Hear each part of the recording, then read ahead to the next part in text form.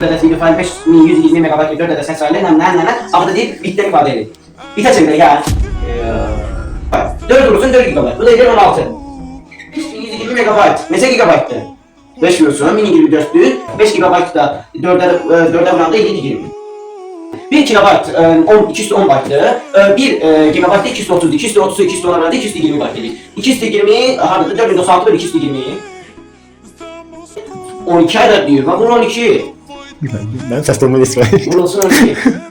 Ha, sahibi ne böyle yapacağız o? Çıkarızma formasından getirmek. Aradım. Nasıl fayl silinirse ve üzerinde değil 2096 MB'lı fayl yazdı.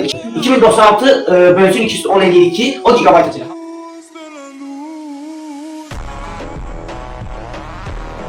Bunu parçalayalım da bunu alıp işte orada zamanı olur.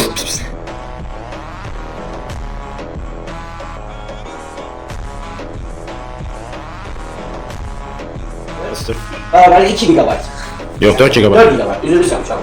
Falan. Diğerinden bitten ifade edeyim. Aha. Bunu bite çevirmek için 233'e vurmak lazımdır. 4 vurulsun 233. 4 de 2'nin kuvveti değil. Ay sağ ol. 202 vurulsun 233.